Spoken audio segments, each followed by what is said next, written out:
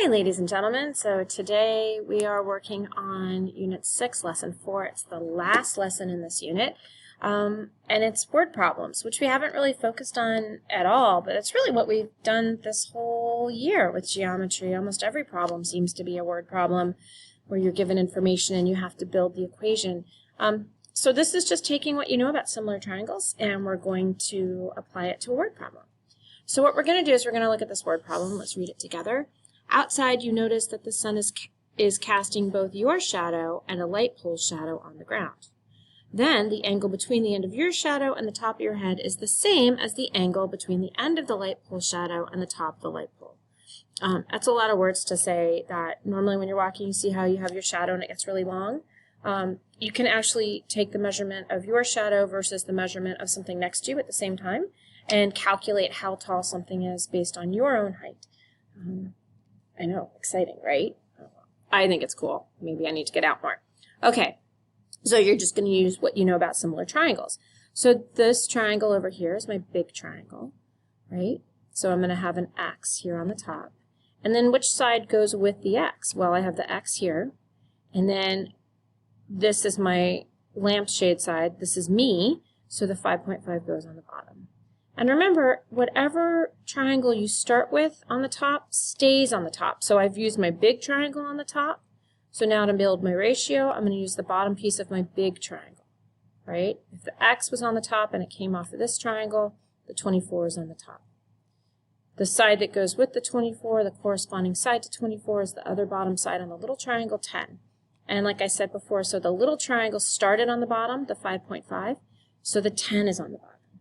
Okay, when I cross multiply, I can put that into Desmos, or I can cross multiply and do it by hand, but either way, I'm going to get 13.2 feet. Okay, so if I'm 5'5", and the sunlight is hitting the top of my head and it's casting a 10-foot shadow, then this light pole is 32.2 feet if it's casting a 24-foot shadow. Kind of cool, right? You can test it out. It works. Promise. All right, so the beauty of these notes, there are not very many examples. We're going to look at this one. So you're measuring the width of a river, and you use a survey technique shown in the diagram. So you're going to be given, you need to find RQ. This drawing is very confusing to me, so what I suggest that you do is you redraw it. So I'm going to draw my little triangle. So here's R and T and S, and you guys are drawing this on your paper, right? And I know they're similar because I have an angle. Remember the angle theorem? Now I'm going to take my big triangle and I'm going to redraw it in the same orientation, right?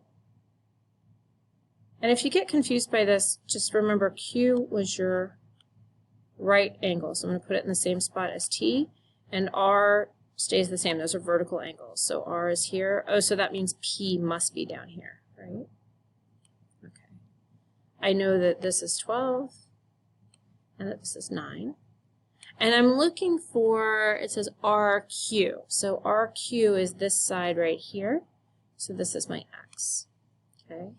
So because I'm using Desmos, I like to have X on the top, right? So I'm going to start with my big triangle. Doesn't matter where you start. Oh, whoops, I forgot. This is 63. Doesn't matter what triangle you start with as long as you're consistent. So if I put X on the top, I'm going to put the corresponding side on the bottom of my little triangle. So my big triangle started on the top.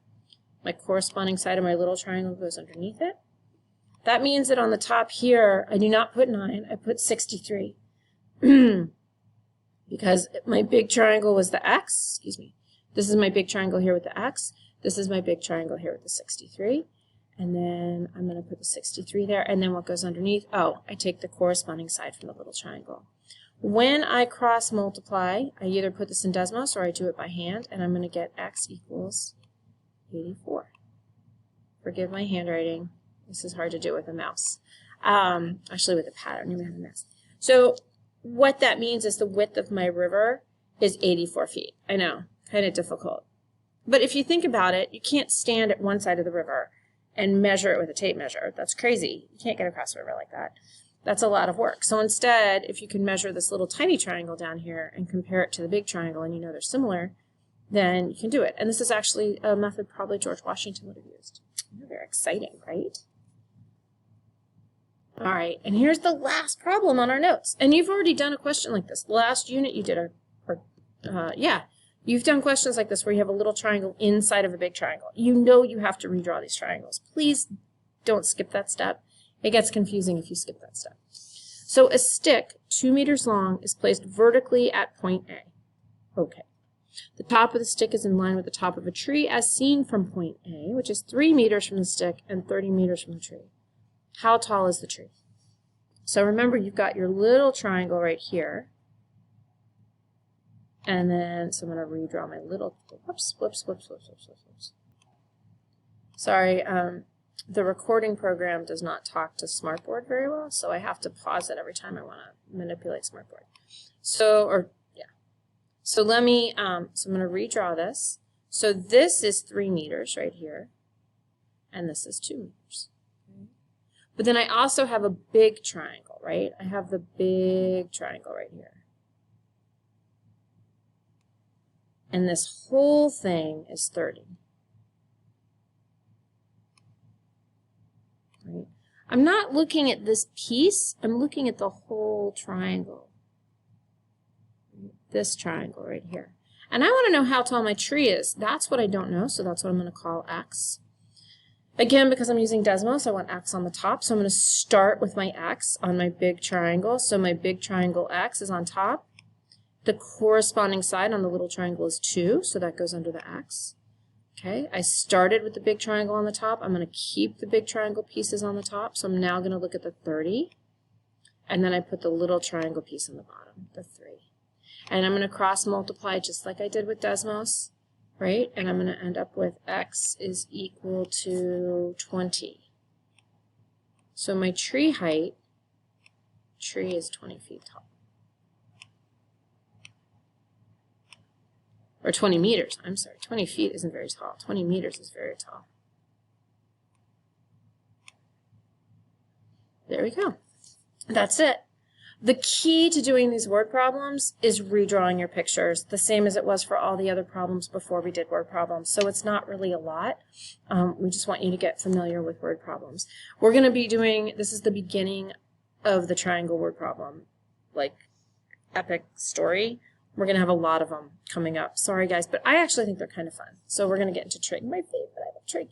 Okay, take care, guys. You have a practice to do. Go ahead and get to work. And if you have questions, you can ask. You know that.